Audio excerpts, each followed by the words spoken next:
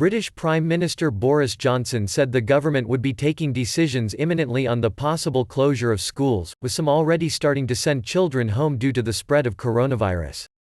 Scotland will close its schools from Friday, and the government in Edinburgh said there is no guarantee they will reopen before the summer. Wales has decided to follow suit. Britain's Education Minister Gavin Williamson is due to make a statement to Parliament this afternoon. Head teachers have been forced to make unilateral decisions about closing as they struggle to cope amid rising staff and student absences.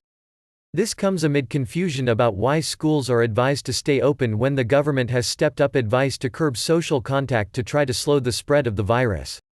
Britain has so far resisted pressure to follow Italy, France, and Spain by officially shutting schools. The government has said that school closures will not halt the outbreak and will deprive the healthcare system of workers who will be forced to look after their children. The House of Commons should expect further decisions to be taken imminently on schools and how to make sure that we square the circle, both of making sure that we stop the spread of the disease but also of making sure that we relieve as much as we can pressure on our National Health Service, Johnson told Parliament. Jeff Barton, General Secretary of the Association of School and College Leaders Union, said head teachers were saying they were struggling to keep their institutions open beyond Friday. Between a tenth and a fifth of teachers are currently self-isolating, but the number is rising, he said.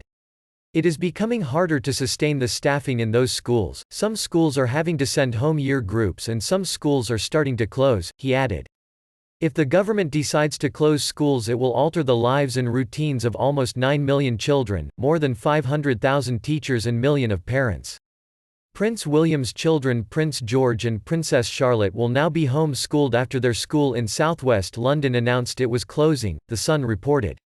Patrick Vallance, the government's chief scientific advisor, defended the policy before a parliamentary committee on Tuesday, saying that school closures were on the table, but not a step the government should be taking at this time.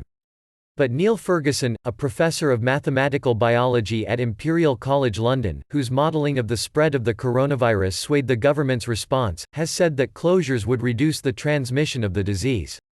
The National Education Union said there was an apparent contradiction between banning mass gatherings and keeping schools open in a letter to the Prime Minister. School leaders have already begun making contingency plans to ensure that vulnerable children and children of public sector workers will still be looked after if schools close. Ruth Lusmore, a head teacher in London, has closed her primary school to everyone but pupils whose parents who work for the police, fire service, or teachers at other schools which have not closed. The Department for Education declined to say how many schools have closed. On Parliament's website, a petition calling on the government to shut schools and colleges has attracted more than 671,000 signatures.